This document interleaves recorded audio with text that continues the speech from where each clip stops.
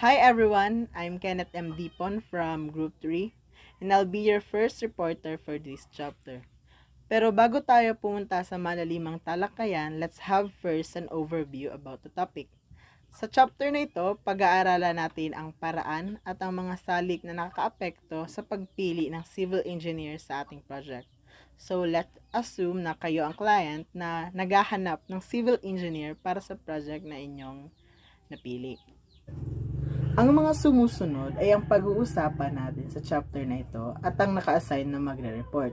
So, I hope that you will learn from us through this discussion. As your first reporter, I'll be discussing about the process of selecting the right civil engineer. So, selection is one of the most important decisions to be made during the development of an engineering project. Dahil sa ating civil engineer nakasalalay ang planning and designing of our project. That is why it is so important to choose the perfect civil engineer to our project. Selection of the most qualified civil engineer for a specific project will result in a well-planned and designed, economical, and successful project. We all know that all licensed civil engineers are fit to planning and designing a project, but we can hire them all due to financial limitation. So what we will do is select the best among all civil engineers available in the community. Now we are almost in the process of selecting the best civil engineer for our project. But before we go to the actual process, the client must take note of the following reminders. So number 1, the client should have established a administrative policy and criteria for selection of the qualified civil engineer.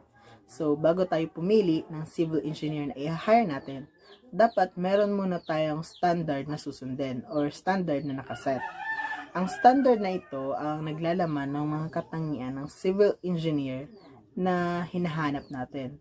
So, minsan pag sinabi nating standard or katangian, tumutukoy ito sa expertise na meron ng isang civil engineer. For example, we plan to build a water supply system in our community. So, dapat ang kukunin nating civil engineer is yung expert or may experience sa pagtayo ng ganitong project. Although we know na lahat ng civil engineer is familiar with the project, iba pa rin yung edge ng expert dito.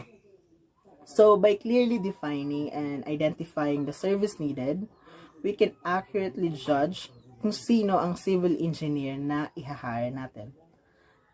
Another reminder, establishing administrative policy and criteria for the selection of qualified civil engineer is the first step to define the proposed scope of the project. In some cases, this may be a general statement of the performance requirement of the project. So these are the factors to be considered in selecting civil engineer for our project. So this selection is usually applied to projects of the private sectors. So number 1, the civil engineer and his or her staff must have good professional and ethical reputation, which can be identified through their previous interaction with their clients and their jobs. Number 2, they must be a registered professional civil engineer. So this is a basic requirement for our civil engineer. Ang license ang magpapatunay na ang civil engineer na hinire natin or i-hire is trained and expert to do engineering work. Number 3 is that demonstrated qualification and expertise. So these can be identified again through background checking the previous project of the civil engineer. So number 4, should be able to assign qualified engineering staff. So minsan kasi, hindi lang engineer ang kailangan natin or hindi lang engineer ang hinahanap natin for this project. Kasama sa pag-hire natin ang kanyang staff or crew members. So sila yung magiging katulong ng ating civil engineer sa project para makasiguro na magiging maayos ang kalalabasan ng project. So, maging sila dapat ay qualified rin and has expertise in doing engineering work. So, number 5, they should have necessary financial and business resources. So the civil engineer should have the necessary financial and business resources to accomplish the assignment and provide continuing services. Minsan kasi, hindi agad dumarating ang pondo ng isang project, kaya minsan ang civil engineer ang mag-aabono, which is very common ito sa mga government project. So, sa pag-aabono, makasiguro tayo na masisimulan ang project on time at matatapos rin ito on time. So, for government project, so the following is used as standard or used as a standard. So, the Executive Order number 164, series of 1987, and Presidential Decree number 5094. So, that's all for my discussion. Next topic under the selection of civil engineer is Client Selection Committee. Within the client's organization, there should be an established administrative policy for designating the persons authorized to select or recommend selection of civil engineers for specific assignments. So, ibig sabihin nito, sa civil engineering industry, mayroong committee sa pagpili ng civil engineer. At yung committee na to, hindi rin basta-basta yung pagpili sa kanila. Dapat, meron ding mga requirements na sinusunod sa pagpili ng committee. The persons appointed should be familiar with the project requirements and should be kept free of internal or external pressure during the selection process. So, yung committee daw na napili, dapat familiar na siya sa mga projects na gagawin. At dapat din, hindi siya related sa civil engineers na pagpipilian para hindi maging bias yung decision sa selection process. One satisfactory procedure is to utilize a selection committee of 3 or more individuals, at least one of whom is a professional engineer of the appropriate discipline. So, yung committee daw, dapat merong at least 3 or more individuals. Yung isa, dapat professional engineer na. For public projects, the clients must choose individuals who demonstrate objectivity in order to avoid the appearance of a conflict of interest in the selection of the civil engineer. Dapat daw yung committee objective siya sa pagpili ng civil engineer para maiwasan yung conflict sa selection process. At least one of the individuals should be thoroughly familiar with the civil engineering practices. So aside dun sa dalawa, dapat rin daw yung committee ay familiar na siya sa civil engineering practices. The committee is responsible for making recommendations after conducting appropriate investigations, interviews, and inquiries. The final selection is then based upon the selection committee's recommendations. So, bago daw pumili yung committee ng civil engineer, gumagawa rin sila ng mga investigations and interviews para mas credible yung decision nila. At yung final decision naman ay nakabase siya sa recommendation ng committee. So, very important ang recommendation ng committee kung gusto mo maging civil engineer. And now, let's talk about the Quality-Based Selection Procedure, or QBS. First one, the client should still be familiar enough with the project requirements to understand what is expected of the civil engineer. If the client has had satisfactory experience with one or more civil engineers, it may not be necessary to follow all the steps outlined. As a project manager, you should be fully familiar with the purpose and the nature of the proposed project. Lalo na yung mga project details, kasi pag nalaman mo yan, as a project manager, malalaman mo din kung anong kailangan mong engineer na i-hire. For example, you are building a structure. So, what do you need is a group of structural engineer or civil engineer. Let us go to the first step in QBS or Quality-Based Selection Procedure. The first step is by invitation or by public notice, stating the general nature of the project, the services required, and the request statements of qualifications and experience from civil engineers who appear to be capable of meeting the project requirements.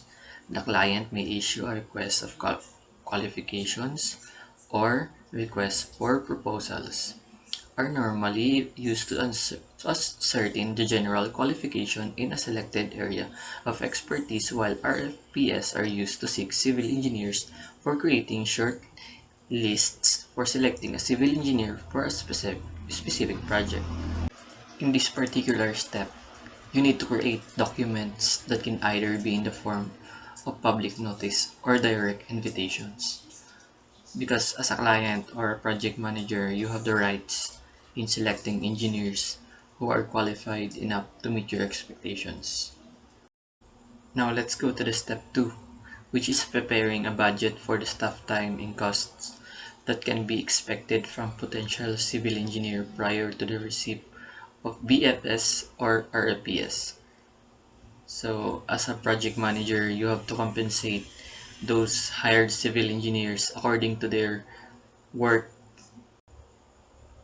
Now let's proceed to the step 3 of QBS. Step 3 is evaluating the statements of qualification received. Select a 3 civil engineers or firms that may appear to be best qualified for the specific project. It should be noted that often more than 3 civil engineers or firms may appear to be equally qualified, in which case, more civil engineers or firms may be considered. So in here, kailangan mo pumili ng tatlong civil engineers or firms that can be considered as best qualified for the specific project. But it is not necessarily just 3. Sometimes, nagka-qualified more than 3. So, necessary pa din i-consider mo yung options na yun, not just to strict. Huwag ka lang mag-stick sa tatlong options mo. Now, let's proceed to the step 4 of QBS.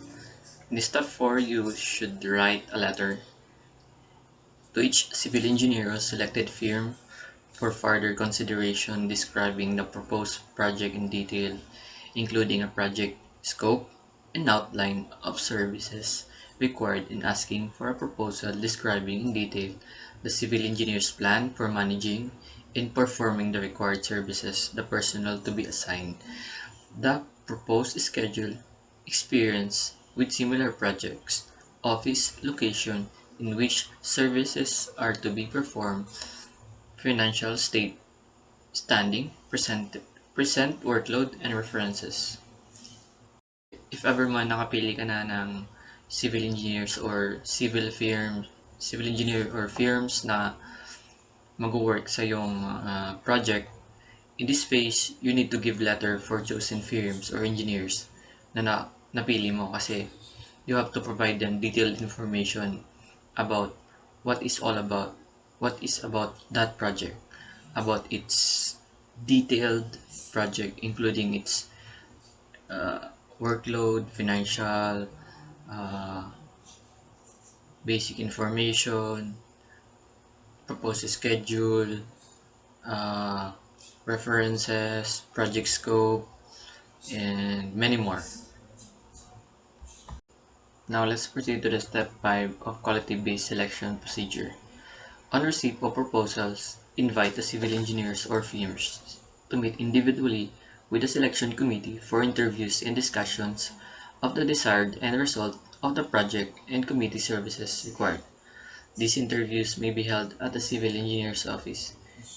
In here, in this phase, kailangan mong i-meet yung mga selected civil engineers or firms na napili nyo. That can be more than 3, more than 4, depende sa napili ng project manager. And here, forming a committee for interviews is the best way for selecting the best civil engineers or firms na gagawa ng proposed project mo. Step 6 of QBS, you have to check the recent clients of each civil engineer or firm to determine the quality of their performance. This check need not to be limited to references listed by the civil engineer.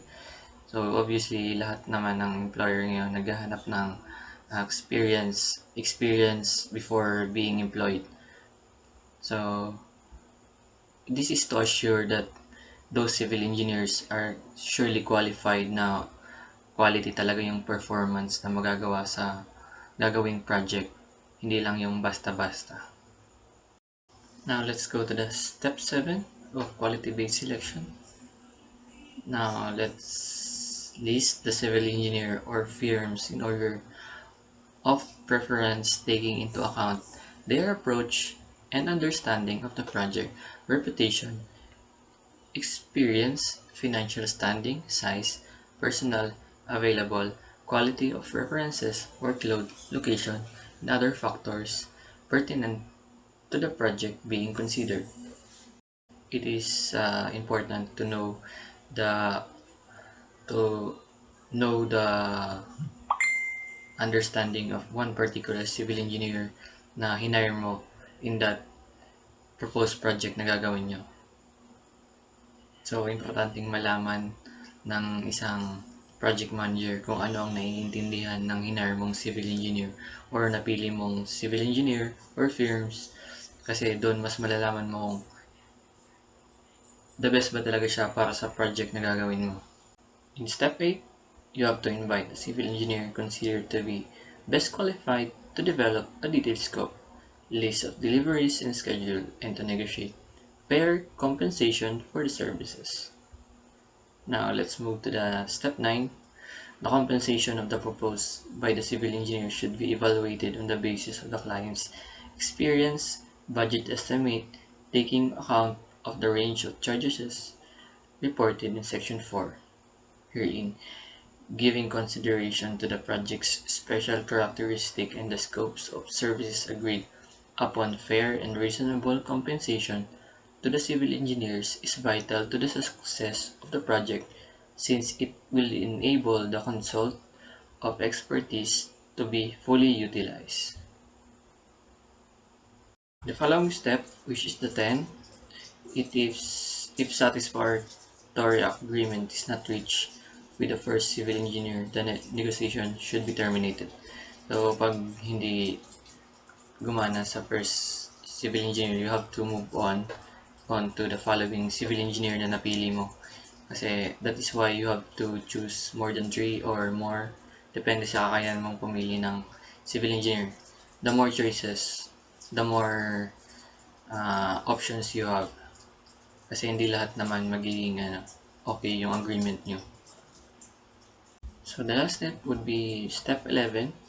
When the agreement has been reached on scope, schedule and compensation, the client and selected engineer should formalize the agreement in a written contract. So sa last step, kung napili na, so nag-agree na kayo sa lahat ng bagay, na agree na kayo sa schedule, compensation, sa project na gagawin, sa work na gagawin, kailangan nyo na gumawa ng kontrata, which is the contract na kailangan yung pirmahan ng dalawa. That's all.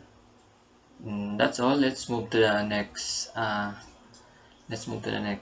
topic, which will be discussed by the next reporter.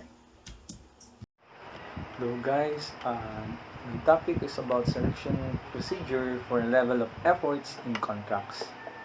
So, what is the level of effort in contracts? According to the PowerPoint, it is a type of cost reimbursement contract. It refers to a contract under which reasonable costs incurred by a contractor in the performance of contract are reimbursed in accordance with the terms of the contract.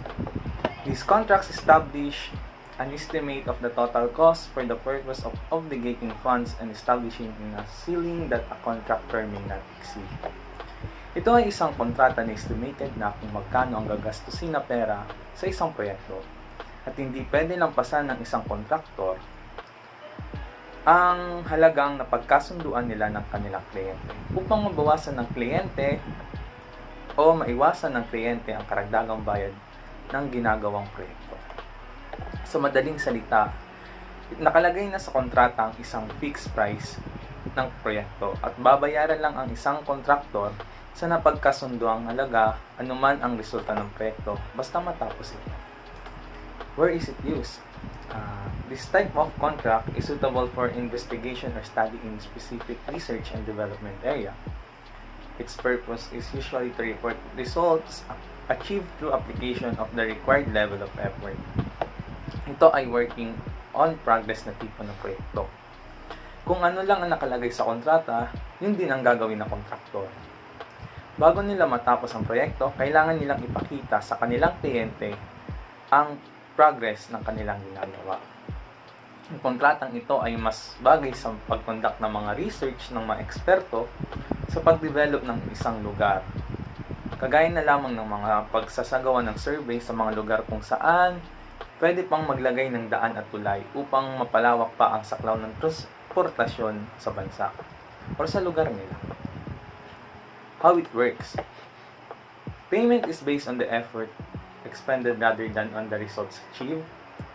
Bidding may sometimes be unsuitable for the project. Those consulting civil engineers offer level of effort. The engineer's proposed compensation should be taken into account. If negotiation fails, inform the first civil engineer through writing about termination of negotiation and then proceed to the second engineer. When an agreement has been reached, a written contract is finalized. Ang patakaran ng pagbayad nito ay nakabase sa amount of work o quality ng trabaho ng mga inhinyero at hindi sa resulta ng trabaho na kanilang ginawa. Sinasabi dito na ang bidding ay madalas hindi ginagawa sa ganitong uri ng kontrata. Kaya ang pagkonsulta muna sa mga civil engineers ang nararapat munang gawin para malaman ang level of effort ng proyekto para sa kontratang gagawin or para ma-estimate na ang presyon ng kontrata o ng proyekto.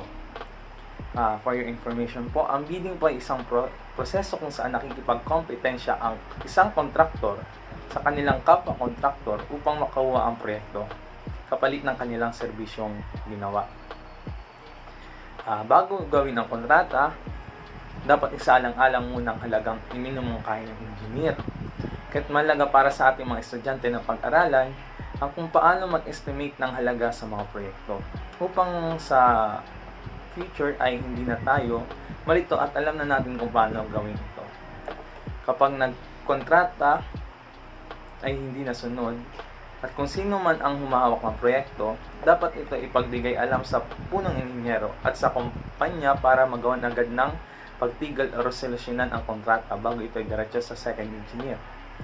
Pagtapos ng lahat ng negosasyon, kagaya ng pagtukoy sa anong sakop ng kontrata, oras na gugugulin para magawa ito at halaga ng proyekto, kailangan na lang gawa ng konsultang legal o kasulatang legal upang masunod ng parehong partido ang kanilang pinagkasunduan.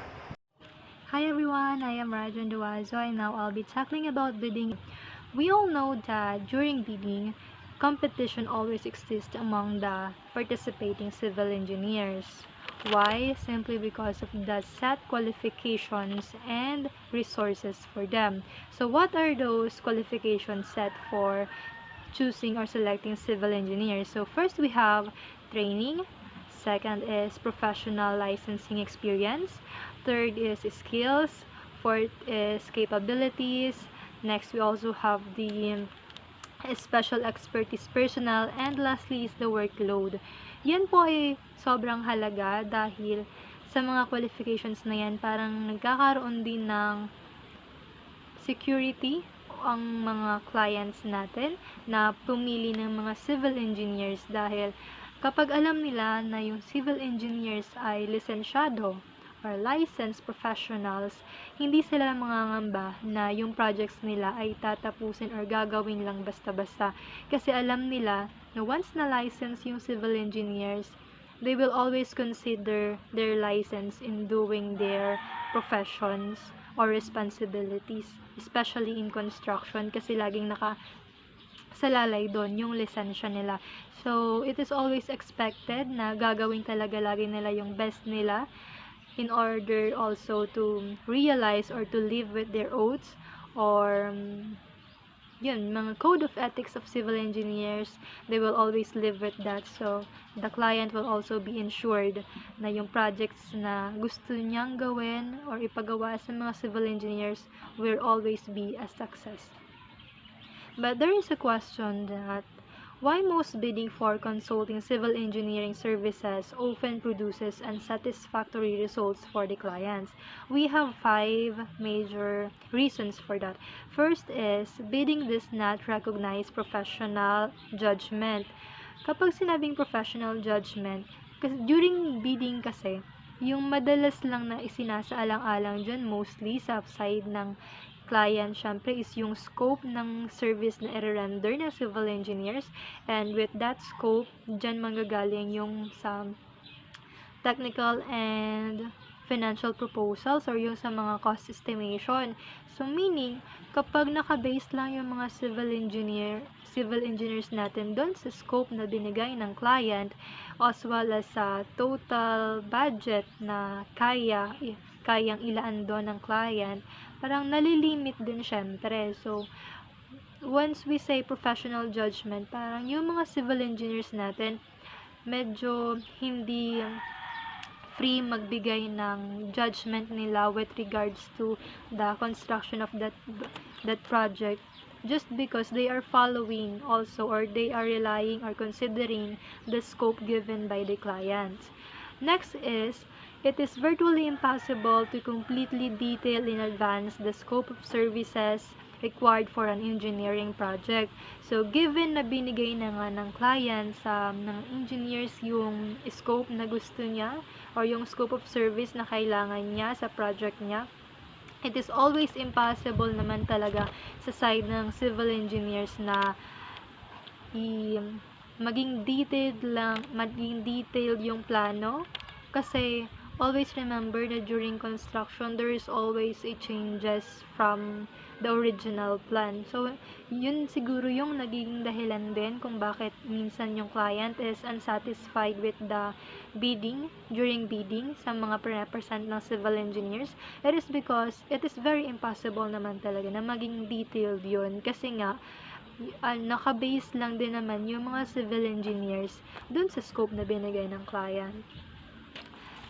Then, next is, in-depth studies and analyses by the consulting civil engineer are not likely to be performed. Why? It is because nga, dahil dun sila naka-based lang, or they are just relying dun sa scope na binigay ng client. Halimbawa, yung scope na binigay ng client is more on lang siya sa pagpaparenovate ng bahay. So, hindi na, halimbawa yung client din, nagbigay din siya ng, halimbawa ito lang yung amount na kaya ko para gawin yung project na to. With that certain limitations, doon din nagkakaroon ng limitations yung civil engineer. So, halimbawa, yun lang naman yung sinabi ng client, nalilimit din syempre yung pwedeng sabihin or i-suggest, i-advise ng civil engineer. So, although they are free to give suggestions, pero bilang isa dun sa mga participating civil engineers in a bidding procedure, lagi din nilang i-consider yung gusto lang ng client. Then, fourth is, the consulting civil engineer's ability to be flexible and creative in meeting the client's requirements is severely limited. Bakit nga limited? Kasi nga, naka-rely lang naman sila dun sa gusto ng client. And always remember na it is very, parang hindi gaano talaga magiging parehas yung visualize out ng client sa visualize din ng civil engineers. There is always great difference among the two. Kasi halimbawa, yung civil engineers, hindi naman talaga nila exactly alam kung ano ba talaga yung eksaktong gusto rin na kalabasan ng project na yun ng client. And also, yung client din, hindi rin niya alam kung magkano ba talaga yung magiging costing ng gusto niyang project. So, kaya nagkakaroon doon ng certain conflict siguro between the clients and the civil engineers.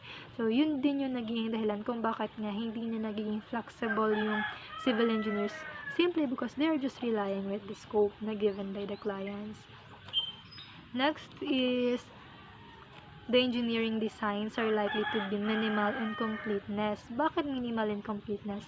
We all know na most of the clients are after after sila sa mas mura or kung saan sila makakatipid, kasi nga they always consider the budget.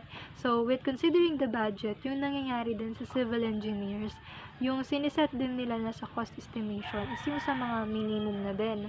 Kasi kung tataasan nila lagi yung sa mga estimation nila, most probably hindi sila mahipili. Laging i-consider kasi ng client yung sa budget. So yun po yung kung bakit din hindi talaga gaanong nasasatisfy yung client. Hindi naman dahil sa binibigay na service ng civil engineer, but this is also because of the difference among their visualization of the projects. Yun yung parang main reason kung bakit hindi totally satisfy lagi yung client. This is only during the bidding procedure, during the presenting of the plans, presenting of the cost estimations. Dun lang naman yung pangapasok. So, yun lang naman yung about sa bidding. So, just for additional information lang naman, I watched this on YouTube with regards to two different bidding procedures. So, we have first the traditional procedure and the next is the ideal procedure. So, by hearing the terms traditional and ideal, we can already say that the ideal is indeed the ideal procedure. So, with that, I would like to give information or give the difference among the two. When we say traditional procedure, the idea or the concept is from specific to broad. When we say specific to broad, the civil engineering together with the architect, if there is, presented already a specific plan, halimbawa floor plan together with the cost estimation, fixed na yon. So then doon na papasok yung negotiation with the client, then papasok na rin dun yung mga adjustments, kasi nga minsan hindi naman talaga parang mag-a-agree totally or completely yung client. Meron silang aalisin, meron silang idadagdag. So, doon nagkakaroon na from specific to broad, parang mas lalo pang lumalawak yung sa plano. Kasi nga, parang huli na pumapasok yung parang palitan ng feedback. When, in fact, or on the other hand, yung idea procedure naman is, unlike ng sa traditional, it starts with broad to specific. Yung process nito, yung procedure dito is parang nauuna muna yung negotiation with the clients and the civil engineers. Parang lahat ng gustong mangyari ng client, sinasabi niya muna, and parang yung mga exchange of feedbacks nila, yun yung nagiging way para makakreate sila ng specific plan na yun na talaga yung parang doon na mismong nag-meet yung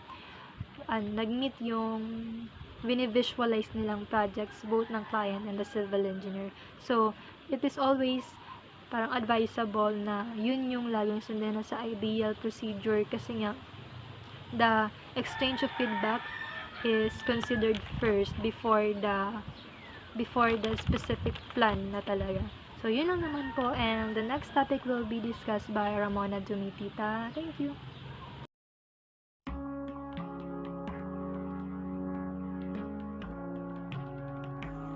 Another subtopic under the selection procedure for level of effort contract is the two-envelope system. According to the Manual of Professional Practice for Civil Engineers, the two-envelope system involves submission of a technical proposal in one envelope and the price proposal in a second envelope. So from the title itself, two-envelope system, meaning all the civil engineers who want to participate in the selection procedure should submit and prepare two kinds of envelope, one that contains the technical proposal and another one that contains the price proposal.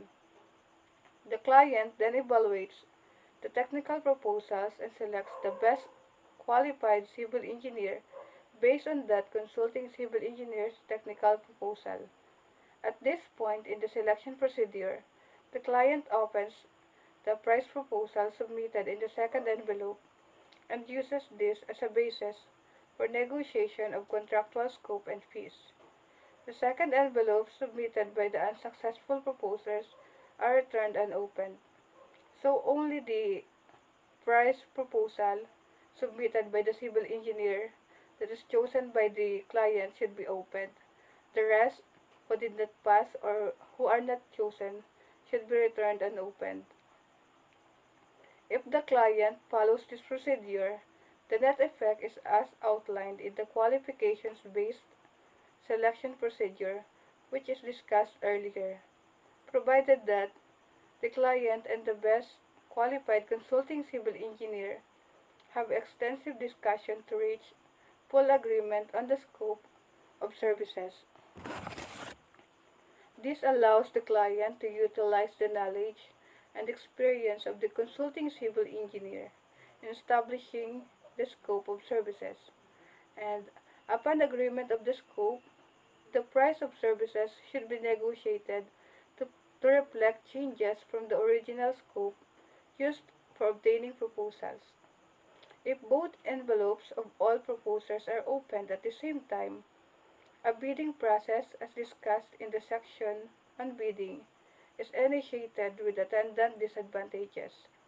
Procedures should be established to provide confirmation that the second envelope is opened for only the successful proposal. The two-envelope system is not recommended. If used as intended, it is similar to the recommended QBS procedure, except that the added cost to prepare a comprehensive scope and price discourages some consulting civil engineers from participating. The cost to prepare a proper price proposal are considerable to the firms not selected, which increases the overall business cost of the consulting civil engineering and ultimately of the clients. So that's all for our report about the selection of the civil engineers. Thank you.